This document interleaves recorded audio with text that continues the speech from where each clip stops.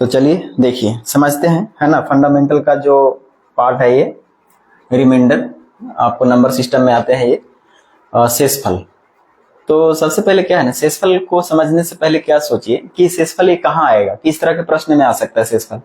तो सिंपल सा बात आपका होगा कि जब तक हम कोई भाग की प्रक्रिया नहीं अपनाते हैं तब तक शेषफल से संबंधित प्रश्न ही नहीं आएगा, है कि नहीं। सीधा सा सवाल है। तो इसमें सीधा ये होगा कि कोई भी संख्या रहेगा उसको हम किसी दूसरे संख्या से भाग देंगे, तब हमें शेषफल के रूप में कुछ भी प्राप्त हो सकता है। 0 हो, 1 हो, 2 हो, 4 हो, 5 हो, कोई भी संख्या, एनीथिंग, 210, 220, 300, 500, ऐसा कुछ भी रिमाइंडर के रूप में प्राप्त हो सकता है हमें। तो जानना ये है कि ये जो क्वेश्चन आते हैं वो किस तरह से आते हैं, क्योंकि मैं जो है ना एग्जाम के यानी कंपटीशन के हिसाब से मैं पढ़ा रहा हूँ। तो कंपटीशन में किस तरह के प्रश्न आते हैं एग्जाम में, चाहे वो किसी भी तरह का गवर्नमेंट एग्जाम हो, है ना, तो उसको देखते हुए हम ये चीज स्टार्ट कर रहे हैं, ठीक है। तो मैं क्या बोला कि शेषफल क्या है, तो इसका सीधा सा सवाल होगा कि शेषफल सर वैसे अवस्था में प्राप्त होंगे जब हम कोई भाग की प्रक्रिया अपनाते हैं, है ना। जब हम कोई भागा की प्रक्रिया अपनाते हैं तभी उस चीज में हमें शेषफल प्राप्त होती है। जैसे एक छोटा सा एग्जांपल समझो कि मैं कहूं कि बताइए 32 है और इसमें हमें 4 से भाग देनी है या फिर 5 से भाग देनी है, ऐसा करिए, है ना, 5 से भागा देना है। तो बचपन में हम लोग ये प्रक्रिया सीखे हैं, ठीक है। तो बचपन में क्या सीखे, यानी कि एक चीज और ये जानिए कि जो ये वाला जो वैल्यू होता है यानी कि भाज्य बराबर, है ना, भाज्य बराबर भाजक गुना भागफल प्लस शेष, शेष बोलिए या शेषफल बोलिए, है ना, दोनों एक ही बात है, प्लस शेषफल। तो देखिए इसमें जो होते हैं कि भाज्य बराबर भाज्य गुना भागफल प्लस शेष होते हैं। तो यही वाला जो वैल्यू है ना हमें क्वेश्चन में फाइंड करनी है, हर परिस्थिति में यही शेषफल हमें निकालनी है। तो इसमें देखिए दो चीज दिए हुए हैं, यानी कि जो ये वाला जो होते हैं वो भाज्य होते हैं, ठीक है, इसको भाज्य बोला जाता है। ये हो गया आपका भाजक, ठीक है, और इधर होगा भागफल, ठीक है ना। और नीचे जो प्रक्रिया करने के बाद जो आते हैं उसको हम लोग शेषफल के रूप में प्राप्त करते हैं, यानी कि शेषफल बोलते हैं। यानी अगर हम इसको भागा दें तो 5 6 30 6 बार में लगने वाले हैं, ठीक है। तो हम 30 यहाँ लिखते हैं, इसको फिर हम लेस करते हैं, बाकी रिमाइंडर यानी 2 जो बचता है यहाँ लेस करने के बाद, इसी को हम लोग क्या बोलते हैं, शेषफल, है ना, यानी कि शेष बोल सकते हैं या रिमाइंडर बोल सकते हैं। आई बात समझ में। तो हम क्या कर रहे हैं कि जो संख्या है ना, उसको हम किसी दूसरे संख्या से भाग दे रहे हैं, तब जाकर के हमें लास्ट की जो प्रक्रिया होती है उसमें हमें शेषफल कुछ ना कुछ प्राप्त होता है, चाहे 0 ही प्राप्त हो लेकिन प्राप्त होती है, ठीक है। तो इसी को हम लोग शेषफल कहते हैं दोस्तों, ठीक है ना। तो ऐसे मामलों में क्या करेगा कि जैसे क्वेश्चन पूछेगा ये हम ऐसे जो बचपन की प्रक्रिया होती है ये बताए, लेकिन 32/5 करेगा, अब कहेगा क्वेश्चन ऐसा है और इसमें बताइए कि रिमाइंडर क्या होगा, है ना, रिमाइंडर क्या होंगे। तो आप ये प्रक्रिया नहीं अपनाइए क्योंकि ये तो बचपन में हमने सीखा है ना, तो बचपन वाला यहाँ काम नहीं करेगा, बस वो आपको माइंड में रखना है। लेकिन अब आप थोड़े से कंपटीशन लेवल में गए हैं तो थोड़ा सा उसके हिसाब से सोचना पड़ेगा। तो यहाँ पर क्या करेंगे, देखिए 5 6 30 यानी कि जो भी हमको भागफल के रूप में कटते जा रहे हैं वो नहीं लिखना है, बाकी हमको शेषफल पर खाली ध्यान देना है। तो 5 6 30 कटेंगे, 2 बचेंगे, यानी कि रिमाइंडर के रूप में कितने प्राप्त हुए यहाँ, 2, है ना। ये क्वेश्चन का आंसर क्या हो गया, 2। लेकिन क्या ऐसा एग्जाम में आएगा, नहीं ना आएगा, ये तो कोई भी 1 2 क्लास के जो भी स्टूडेंट रहेगा वो ही बना देगा। तो चलिए हम जब शुरू करते हैं तो हम बिल्कुल 0 से पढ़ाएंगे ताकि आपको कोई भी समस्या नहीं होगा, ठीक है। चलिए दोस्तों देखिए, और थोड़ा वीडियो क्लियर है नहीं है, है ना, ये चीज हमें कमेंट करके बता सकते हैं कि वीडियो क्लियर आ रहा है सर, नहीं आ रहा है, ठीक है। एक सेकेंड, मैं थोड़ा इंक को फिल कर लेता हूं।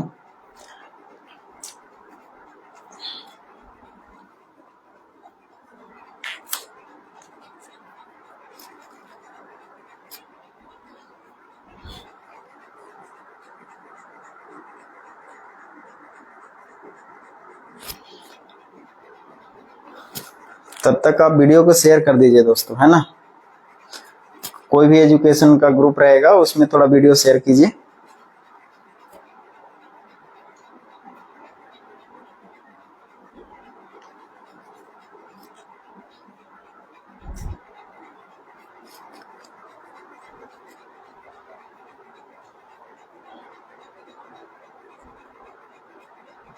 चलिए देखिए, जो भी जब भी जुड़िए, है ना, वीडियो को लाइक और शेयर कर दीजिए, है ना। देखिए, तो हमने देखा कि कोई भी संख्या को किसी संख्या से हम भाग दे रहे हैं तो कुछ ना कुछ हमें शेषफल प्राप्त हो रहा था। जैसे मैंने 32 देखा, है ना, 32 को 5 से डिवाइड दिया, 5 छक 30, यानी कि 2 शेषफल यहाँ रिमाइंडर के रूप में 2 बच गए। उसी तरह से मैं कहूँ कि 46 है, इसको डिवाइड दीजिए 13 से, है ना। तो देखिए 13 से डिवाइड दीजिएगा तो 13 तिया 39 कट जाएंगे, बचेंगे 7, है ना। तो यहाँ पर रिमाइंडर के रूप में कितने प्राप्त हो रहे हैं? 7। आई बात समझ में। अब क्या होगा, कभी कभी क्या हो जाएगा, जैसे हम 13/17 लिख दे। अब बताइए इसमें रिमाइंडर क्या होगा? ऐसा सवाल आ गया कि 13/17 है, इसमें रिमाइंडर क्या होगा? तो जब भी ऐसा सिचुएशन आ जाए कि अंश छोटा हो जाए और हर बड़ा हो जाए, तो अगर छोटा आ गया तो भागा देने की कोई आवश्यकता नहीं है। छोटा आ गया यानी कि यही रिमाइंडर के रूप में हो जाएगा आपको 13। ठीक है। कब होगा ऐसे सिचुएशन में? जब ऊपर का वैल्यू छोटा हो जाए, नीचे का वैल्यू बड़ा रहे। आई बात समझ में। चलिए, ये चीज समझ गए होंगे कि कब भाग नहीं देना है, क्योंकि इसमें भाग देके क्या करेंगे, हमको भागफल के रूप में क्या होगा। देखिए 13 तो छोटा है ना, 17 बड़ा है, तो भागा लगेगा ही नहीं। तो भागा हम तब तक लगाएंगे जब तक कि वो छोटा ना हो उससे। ठीक है, किससे? नीचे वाला वैल्यू से। आई बात समझ में। चलिए अभी देखिए क्वेश्चन जो है ना कैसे पूछेगा उसके ऊपर चलते हैं थोड़ा। जैसे मान लीजिए एक क्वेश्चन आ गया कि बताइए 32 इंटू, है ना, 37 और डिवाइड बाई 5। ठीक है। अब इसको बताइए रिमाइंडर क्या होगा, ऐसा प्रश्न पूछ दिया। तो इसमें क्या करेंगे? देखिए पहली अवस्था तो ये है कि कई स्टूडेंट इसको गुना करेंगे। गुना करने के बाद जो भी संख्या आ जाए, क्या आएगा पता नहीं अभी, गुना करने के बाद जो भी आएगा उससे हम क्या करेंगे, 5 से भागा देंगे, लास्ट में बचेगा रिमाइंडर के रूप में, वो हमारा आंसर होगा। लेकिन मैं कहता हूँ क्या उतना टाइम एग्जाम में रहता है? क्या नहीं रहता है ना। तो एग्जाम में जब नहीं रहता है तो मैं भी ये चीज को नहीं सोचूंगा। बस इतना सोचना है, हमें रिमाइंडर चाहिए। क्या चाहिए? रिमाइंडर। तो आइए हम पार्टिकुलर काट के देखते हैं। 5 छक 30 कट जाएंगे 6, यानी 2 बचेंगे यहाँ। तो यहाँ रिमाइंडर 2 हो गया। यहाँ 5 सते 35 हो जाएगा, 2 बचेंगे, यानी कि यहाँ भी रिमाइंडर 2 आ गया। अब देखिए बीच में मल्टीप्लाई है ना दोस्तों, तो कुछ नहीं करना है, जो रिमाइंडर आ रहा है उसको और भी गुना कर दीजिए। तो 2 दूनी कितने होंगे? 4, और नीचे कितने हैं? 5, यानी कि आपका रिमाइंडर के रूप में क्या प्राप्त हो गए? 4 प्राप्त हो गए। आई बात समझ में। कब? क्योंकि ये 5 बड़ा हो गया, 4 छोटा हो गया। जब तक मैंने कहा कि जब तक उसको भाग दे दीजिए जब तक कि नीचे वाला से ऊपर वाला वैल्यू छोटा ना आ जाए। ठीक है। तो ऐसे प्रश्न एग्जाम में आ सकते हैं। ठीक है ना। चलिए अब देखिए आगे भी बढ़ जाते हैं धीरे धीरे। और कोई भी अगर क्वेश्चन आपके दिमाग में आता है ना रिमाइंडर से, तो मुझे कमेंट बॉक्स में कमेंट में टाइप कर दीजिए, मैं उसका जवाब बिल्कुल दूंगा। ठीक है। देखिए जैसे मान लीजिए एक और क्वेश्चन ले लेता हूं। जैसे मान लेते हैं 47 इंटू 37 इंटू 27, और इसमें डिवाइड करना है आपको 3 से। बताइए इसका रिमाइंडर क्या होगा? ठीक है। तो जैसे ही 3 से डिवाइड देंगे तो देखिए कोई संख्या अगर आपको पूरा पूरा कट गया तो रिमाइंडर क्या होगा? 0। कोई भी संख्या अगर आपको पूरा पूरा भाग लग जाता है तो रिमाइंडर क्या होगा? 0। जैसे मान लीजिए दोस्तों कि 2 है और डिवाइड कर दिए 4। ठीक है, डिवाइड कर दिए 4 में, तो 2 दूना कितने हो गए? 4, यानी 4 तो यहाँ हो गया, तो रिमाइंडर कितने बचे? 0। रिमाइंडर कितने बचे? 0। तो जब 0 बच गया तो यहाँ भी ये चीज को फॉलो करना है, क्योंकि आगे जाकर के आपको बड़ा बड़ा क्वेश्चन में 0 से संबंधित प्रश्न आ जाएंगे रिमाइंडर में। ठीक है, तो वहां पर ध्यान रखना है। अभी देखिए जैसे मैंने एक क्वेश्चन लिखा आपके सामने, इसमें आपको देखते के साथ कैलकुलेशन भी नहीं करना है और रिमाइंडर क्या मारना है पता चल जाएगा। देखिए तो पहले 3 से चेक करेंगे, 3 से कोई संख्या कट रहा है क्या पूरा पूरा? देखिए 9 तिया 27, यानी यहाँ रिमाइंडर क्या आ गया? 0। अगर 0 आ गया दोस्तों तो 0 से किसी भी संख्या में आप मल्टीप्लाई कर देंगे तो क्या हो जाएगा? वो 0 हो जाएगा। और जैसे ही 0 हो गया यानी कि उसका रिमाइंडर ही क्या हो गया? 0 हो गया। आई बात समझ में। तो ये 0 वाला जो समस्या है ना वो आपको ध्यान रखना पड़ेगा। तो यहाँ पर हम 27 को हटा करके को दूसरी संख्या रख देते हैं, जिससे कि मान लेते हैं 29 हो गया। ठीक है। अब देखिए यहाँ रिमाइंडर परफेक्ट आ जाएगा, क्योंकि 3 से काटिए इसको, कितने बार में कट जाएंगे बताइए? 14 तिया 42 होते हैं ना, 15 तिया 45 होते हैं, यानी कि यहाँ रिमाइंडर 2 आ रहे हैं। ठीक है। 37 में इसको काटिएगा तो कितने हो जाएंगे? 3 एकम 3 और 12 तिया 36, यानी 1 यहाँ बच जाएंगे। ठीक है। और यहाँ 9 तिया 27 होंगे, यानी 2 रिमाइंडर हो जाएंगे। अब देखिए जो भी रिमाइंडर आ रहे हैं ना, शेषफल जो भी आ रहे हैं, बीच में मल्टीप्लाई है तो हम इसको मल्टीप्लाई कर देंगे। तो 2 दूने 4, ठीक है, और 1 में 4 हो जाएंगे, यानी कि ऊपर 4 हो रहे हैं, नीचे कितने हो रहे हैं? 3। अभी भी क्या रिमाइंडर हमारा 4 होगा? नहीं होगा दोस्तों, क्योंकि अभी भी वैल्यू ऊपर क्या है? बड़ा है। तो जब बड़ा है तो फिर से भागा देंगे। देखिए 3 एकम 3 कटेंगे, 1 बचेंगे, यानी कि रिमाइंडर के रूप में क्या प्राप्त हो रहा है हमें, 1 प्राप्त हो रहा है। आई बात समझ में। तो इस तरह के प्रश्न आपको एग्जाम में देखने को मिलेगा, और अगर आप सेट प्रैक्टिस करते हैं ना उसमें भी आपको ये मिलेगा। ठीक है, चलिए आगे आते हैं, ध्यान दीजिए। हाँ, हो सकता है प्लस से माइनस से अलग अलग तरह के प्रश्न पूछा जा सकता है। जैसे मान लीजिए कि कोई संख्या ले लीजिए, 102 ले लेते हैं, ठीक है, और प्लस कर देते हैं 52 प्लस 43, ठीक है, और ये 102 है दोस्तों, ठीक है। उसके बाद इसको में डिवाइड कर दीजिए, मान लीजिए 5 से, ठीक है। अब कहा कि बताइए रिमाइंडर क्या होगा। तो ध्यान से देखिए, 100 से डिवाइड करेंगे, 20 पंजे 100 होते हैं 2, यानी कि यहाँ का रिमाइंडर 2 बचा। 10 पचे 50 होते हैं, 2 रिमाइंडर बच रहे हैं, यहाँ 2 रिमाइंडर है, और ये 8 पचे 40 होते हैं, यहाँ 3 रिमाइंडर है। अब बीच में प्लस है ना दोस्तों, तो सभी रिमाइंडर को जोड़ दीजिए। 3 और 2 कितने हुए, 5, 5 और 2 कितने, 7, यानी 7/5 हो रहे हैं। क्या अभी ये 7 रिमाइंडर हो सकता है? नहीं हो सकता है दोस्तों, क्योंकि नीचे वाला वैल्यू अभी भी छोटा है, ऊपर वाला वैल्यू अभी भी बड़ा है। तो हम भागा देंगे फिर से, तो 5 एकम 5, 2 बचेंगे, यानी कि रिमाइंडर के रूप में हमें कितना प्राप्त हो रहे हैं, 2 प्राप्त हो रहे हैं। ठीक है, तो इस तरह के प्रश्न आपको पूछा जा सकता है। अब देखिए एक और होता है, जैसे कई बार हम ये देखते हैं कि ये छोटा छोटा स्तर का क्वेश्चन है। अब बड़े स्तर का क्वेश्चन में देखिए, ध्यान रखिए कि क्या होगा आपको।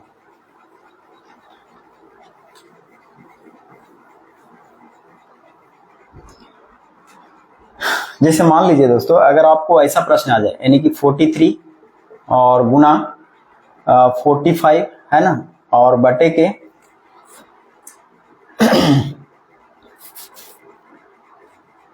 47, ठीक है, इस तरह के प्रश्न आ गया एग्जाम में, ऐसा प्रश्न आ गया, तब रिमाइंडर क्या होगा?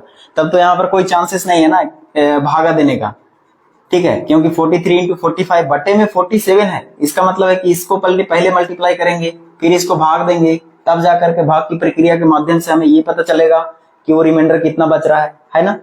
तो मैं कहता हूं आज के बाद एक चीज और याद रखिए, नेगेटिव रिमाइंडर के हिसाब से सोचेंगे, है ना, नेगेटिव रिमाइंडर, ठीक है। नेगेटिव रिमाइंडर क्या होता है, तो इसके बारे में जानने के लिए क्या होगा, जैसे हम बता रहे हैं कि नेगेटिव रिमाइंडर है, लेकिन रियल में ये नेगेटिव रिमाइंडर प्रोसेस होता है ना, प्रोसेस बोलेंगे। आपसे कोई सवाल ऐसा पूछेगा कि बताइए नेगेटिव रिमाइंडर होता है क्या, आपको बोलना है बिल्कुल नेगेटिव रिमाइंडर नहीं होते हैं, लेकिन नेगेटिव रिमाइंडर प्रोसेस होते हैं। कैसे प्रोसेस होते हैं दोस्तों, जैसे मान लीजिए हम ये कहें कि -6/7, क्या ये सही है? क्या इसमें रिमाइंडर हम -6 बोल सकते हैं क्या? तो बिल्कुल नहीं दोस्तों, ये गलत हो जाएंगे, क्योंकि हमेशा याद रखिए कि जो रिमाइंडर होते हैं वो पॉजिटिव ही होंगे, नेगेटिव नहीं होंगे। तो हम ये जो पढ़ा रहे हैं आपको नेगेटिव रिमाइंडर, वो क्या है, तो ये जो है एक प्रोसेस है। क्या है? प्रोसेस है दोस्तों। तो आइए प्रोसेस कैसा होगा, जैसे मान लीजिए कि 47 से, देखिए ये 43 है, ये 47 है, ये 45 है। अभी 47 से 43 में भागा देना संभव नहीं लग रहा है, तो क्या मैं ऐसा सोच सकता हूं इसको कि 47 माइनस के कितना लिख दूं, 47 में से 4, यानी कि इतना लिख सकता हूं इसको, है ना। 43 को क्या लिख सकता हूं मैं, 47 माइनस 4, यानी 43 आएंगे। अच्छा, इसमें देखिए ये 47 से देखिए तो कितना कम है, तो इस तरह से हम देख रहे हैं कि 45 में अगर 2 जोड़ते हैं तो हमको 47 आ जाता है। तो हम इसको भी इसी फॉर्म में लिखने की कोशिश करेंगे, 47 माइनस के 2 कर देंगे, तो क्या हम इसको इतना पढ़ सकते हैं? आई बात समझ में? समझिए ध्यान से। तो अब हम इसको से इसमें ना डिवाइड देके इसमें डिवाइड दे सकते हैं दोस्तों, आराम से, ठीक है। अब हम इससे इसमें ना डिवाइड देके इसमें डिवाइड दे देंगे, तो बताइए ये जो है यहाँ पर, ये 47 से 47 तो कट जाएगा, तो यहाँ का रिमाइंडर तो 0 आ रहा है, तो यहाँ बचेगा कितना, -4 बच रहे हैं। आई बात समझ में?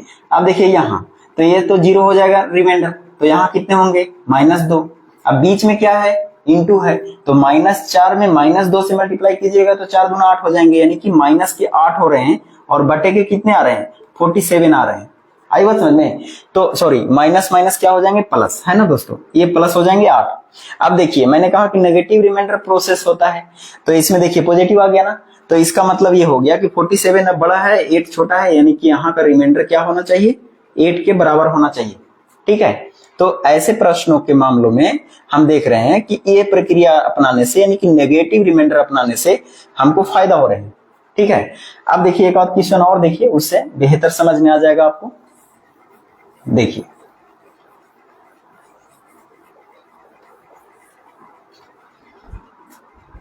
जैसे मान लीजिए ये 67 इंटू 63 बटे के दे देता है आपको, कितने लिख दो, 67 63 डिवाइड बाय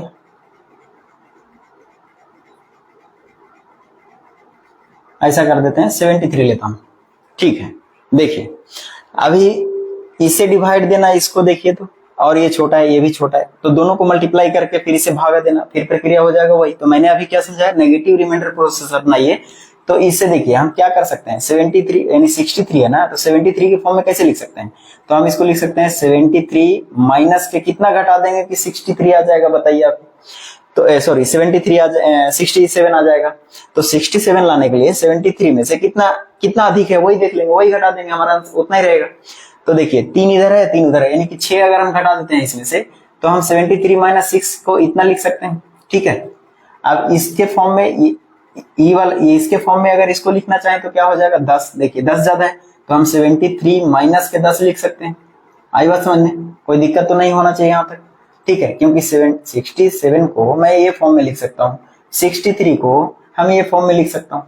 अब देखिए यहाँ से आसान हो जाएगा, 73 से 73 कट जाएगा, यहाँ 0 रिमाइंडर हो गया, 0 हो गया तो बचा कितना -6, ठीक है। और यहाँ से 73 ये 0 रिमाइंडर हो गया, ये -10 बच गए। अब बताइए दोस्तों आप, ये -10 यानी 10 छक 60 हो जाएंगे, यानी प्लस में 60 हो जाएगा और नीचे कितने हो जाएंगे 73। तो आप बोल सकते हैं कि हाँ सर इसका रिमाइंडर 60 आया। आई बात समझ में, कोई दिक्कत है नहीं ना, वीडियो चल रहा है ना दोस्तों, ठीक है।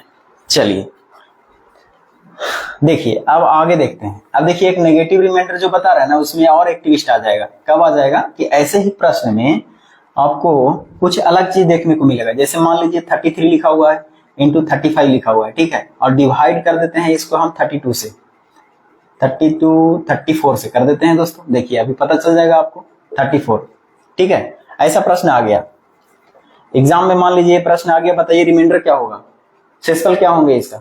तो ध्यान रखिए अभी मैंने एक नेगेटिव रिमाइंडर जो प्रोसेस बता रहा है ना, वही इसमें फायदा करने वाले हैं। तो देखिए 34 है, ये 33 है, कहीं ना कहीं एक ज्यादा हो रहा है, यानी कि हम इसको 34 माइनस के 1 लिख सकते हैं दोस्तों, है ना। 33 को 34 माइनस 1 लिख सकते हैं। 35 देखिए एक ज्यादा है, तो हम इसको 34 प्लस के 1 लिख सकते हैं। यहां तक कोई समस्या तो नहीं होगा। ध्यान रखिए कि 33 को क्या लिख सकते हैं, 33 को हम 34 माइनस 1 लिख सकते हैं। उसी तरह से 35 को क्या लिख सकते हैं, 34 प्लस 1 लिख सकते हैं। इसके फॉर्म में ढालना है ना। अब देखिए यहां से एक चीज और ध्यान रखिए आप कि देखिए ये 34 से ये 0 रिमाइंडर हो जाएगा, -1 बचेगा यहाँ से, ठीक है। यहाँ भी ये 0 रिमाइंडर हो जाएगा, +1 बचेगा, ठीक है। तो अब देखिए बीच में मल्टीप्लाई है ना, तो दोनों अगर गुना कीजिएगा तो प्लस माइनस माइनस हो जाते हैं, तो माइनस के 1 और बटे के 34 हो गया। अब देखिए यहां पर समस्या हो गया कि सर कुछ क्वेश्चन में प्लस आ रहा था तो वहां छोड़ दे रहे थे, यहाँ तो माइनस आ गया एक। क्या माइनस, अभी आप बताए कि नेगेटिव रिमाइंडर तो होता नहीं है, तो फिर नेगेटिव कैसे आ गया। तो अब सुनिए ध्यान से दोस्तों, नेगेटिव को पॉजिटिव बनाना है। क्या करना है, नेगेटिव को हमें पॉजिटिव रिमाइंडर बनाना है, तो नीचे वाला में से ऊपर वाला को लेस कर देना है। तो 34 में से 1 चला जाएगा, 33 बचेंगे, यानी कि 33 बटे के 34 हो जाएगा और ये हमारा रिमाइंडर हो जाएगा। आई बात समझ में, यानी कि आंसर यहाँ क्या होना चाहिए 33 यानी 33 रिमाइंडर। चलिए एक प्रश्न और देते हैं इस पे, क्योंकि कुछ कंफ्यूजन हो गया होगा स्टूडेंट को इसमें। देखिए क्लियर करते हैं, है ना। रिमाइंडर थोड़ा बड़ा टॉपिक हो जाता है दोस्तों, है ना, और भी अलग अलग टाइप के प्रश्न आते हैं एग्जाम में, तो मैं कोशिश करूंगा 2 लाइव क्लास में इसको खत्म कर दूंगा, ठीक है। देखिए मान लीजिए एक और क्वेश्चन ले लेता हूं ऐसा, 43 और इंटू 47 और डिवाइड बाय 45। देखिए यहां भी, अब बताइए इसका आंसर कमेंट कीजिए तो, है ना, इसका आंसर हमें कमेंट कीजिए। 43 इंटू 47 डिवाइड बाय 45 को रिमाइंडर क्या प्राप्त होगा, बताइए जल्दी बताइए दोस्तों, है ना। और वीडियो को शेयर कीजिए दोस्तों जितना हो सके, है ना। ग्रुप में कोई एजुकेशन ग्रुप है, व्हाट्सएप ग्रुप है, उसमें शेयर कीजिए, ठीक है। क्योंकि मैं जब भी आता हूं तो केवल लाइव, है ना, पढ़ाने के लिए ही आता हूं दोस्तों, ठीक है। तो आप सब थोड़ा सहयोग करें, है ना, लाइव को शेयर कीजिए। देखिए दोस्तों इसमें क्या करना था आपको, ये वाला वैल्यू को इसके फॉर्म में लिखना है, तो हम लिख सकते हैं 45 माइनस के 2 43 हो जाएंगे, यहां तक कोई समस्या ही नहीं। अब 47 है तो इसको हम लिख सकते हैं ना 45 प्लस के 2, यहां तक तो कोई दिक्कत ही नहीं होगा, ठीक है। और बनाते बनाते एग्जाम में दोस्तों आप ये सब लिखना ही भूल जाइएगा, मैं बता रहा हूं ना, आपको डायरेक्ट आ जाएगा माइंड में। जैसे कि अभी और बताता हूं क्वेश्चन, देखिए अब क्या होगा, देखिए 45 से 45 जीरो रिमाइंडर, यानी कि यहाँ का रिमाइंडर -2, यहाँ का रिमाइंडर ये तो जीरो हो रहा है, यहाँ का रिमाइंडर +2। अब दो दूने कितने हो जाएंगे 4, क्योंकि बीच में मल्टीप्लाई है, तो यहाँ 4 हो गया, लेकिन माइनस में होंगे क्योंकि एक प्लस एक माइनस है, तो -4 बटे के कितने हो गए 45। तो क्या -4 रिमाइंडर होगा दोस्तों? नहीं होगा। क्यों नहीं होगा? क्योंकि अभी मैंने बताया आपको, और आप भी जानते हैं कि नेगेटिव रिमाइंडर तो होता नहीं सर, वो तो नेगेटिव रिमाइंडर प्रोसेस होता है। तो आइए, मैंने बताया आपको कि नेगेटिव को पॉजिटिव बनाना है तो नीचे वाला में से ऊपर वाला को लेस कर दीजिए, तो लेस करेंगे तो कितने बचेंगे 41, 41 बटे कितने हो जाएंगे 45। तो अब इसको हम लोग रिमाइंडर बोल सकते हैं कि 41 इसका रिमाइंडर होगा इस क्वेश्चन का। आई बात समझ में कि नहीं आई? कोई समस्या है तो बोल सकते हैं, ठीक है। अब देखिए, अब एग्जाम में इतना नहीं करना है दोस्तों, एग्जाम में ये चीज आपको फॉलो नहीं करना है, टाइम बचाना है, टाइम सेव करना है। तो कैसे टाइम सेव होगा? देखिए एक क्वेश्चन और देते हैं, ठीक है, एक क्वेश्चन और देते हैं, उसके बाद जैसे मान लीजिए कोई क्वेश्चन है 32 इंटू 35 इंटू 37 और डिवाइड बाई 34, ठीक है, ये क्वेश्चन आ गया।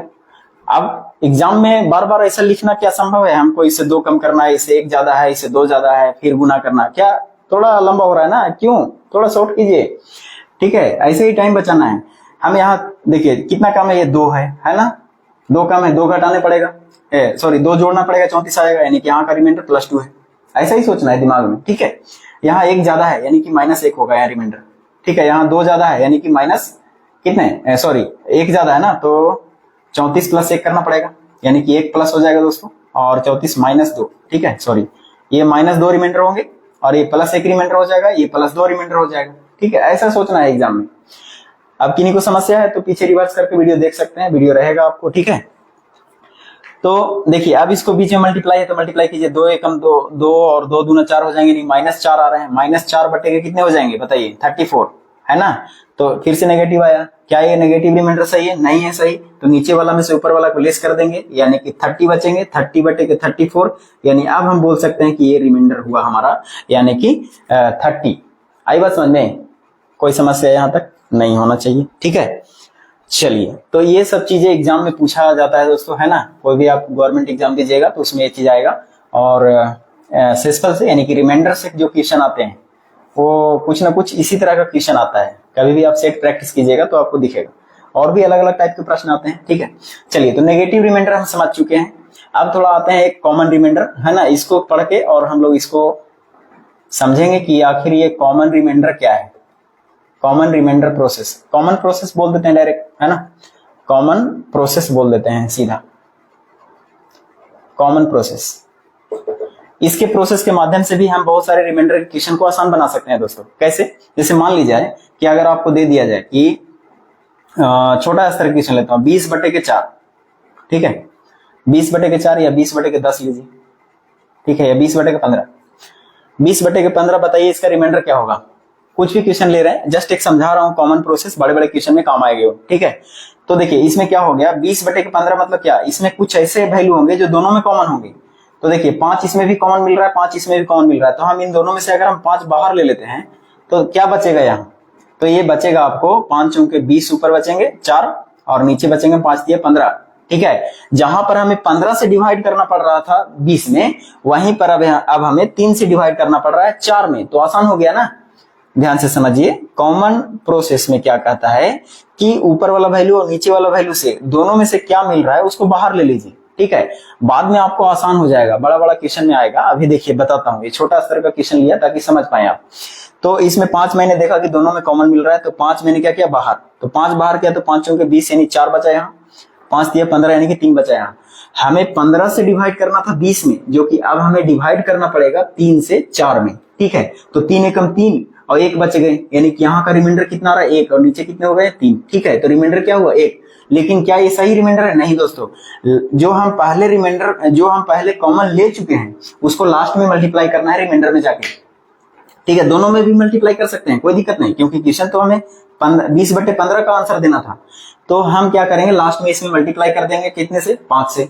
तो देखिए दोनों में मल्टीप्लाई करना है, ऊपर भी और नीचे भी, ठीक है। रूल के हिसाब से दोनों में मल्टीप्लाई करना है, लेकिन हमें रिमाइंडर चाहिए तो केवल रिमाइंडर में मल्टीप्लाई करेंगे। तो 5 एकम 5, यानी कि ये वाला जो क्वेश्चन है इसको रिमाइंडर के रूप में कितना प्राप्त होगा, 5। अब देख लीजिए ध्यान से, 15 एकम 15, 5 बचेंगे, यानी कि रिमाइंडर यहाँ 5 आ रहा है। तो वही चीज मैं बता रहा हूं आगे करके, ताकि बड़े बड़े जो क्वेश्चन आएंगे उसमें आपको ये काम आएगा, ठीक है।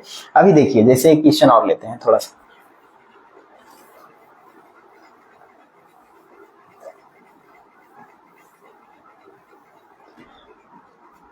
देखिए दोस्तों, जैसे मान लेते हैं कि ये 400 कितने ले लेते हैं, 400 ले लेते हैं, और नीचे कितने ले लेते हैं, 15 ले लेते हैं दोस्तों।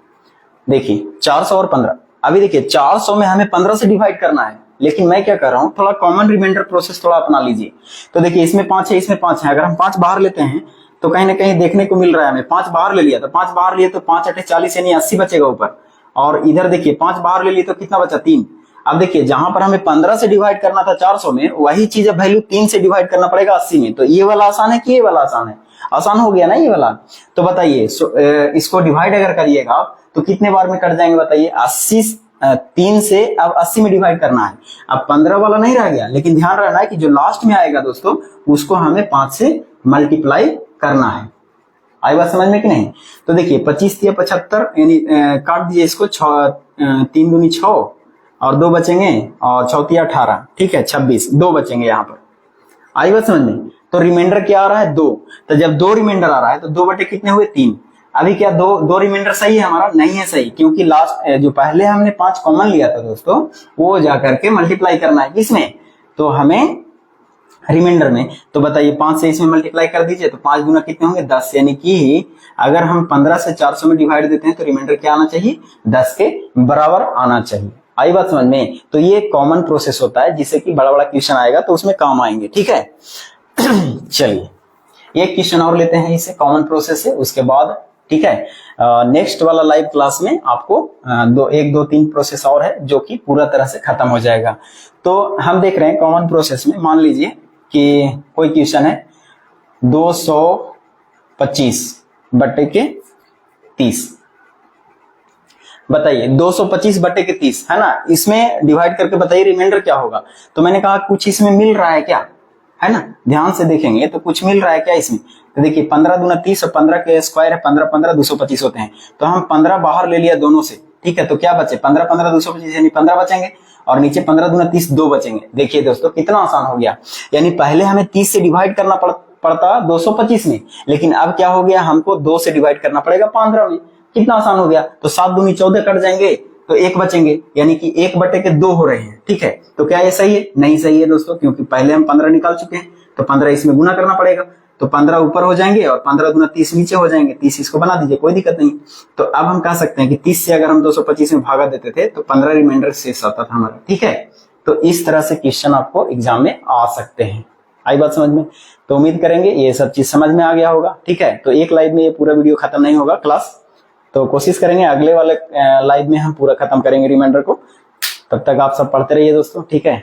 और जो भी बाद में भी वीडियो देखिएगा, ठीक है, थोड़ा शेयर कीजिए और लाइक कीजिए वीडियो को, ठीक है। चलिए all the best, have a nice day, happy रहिए और मस्त रहिए।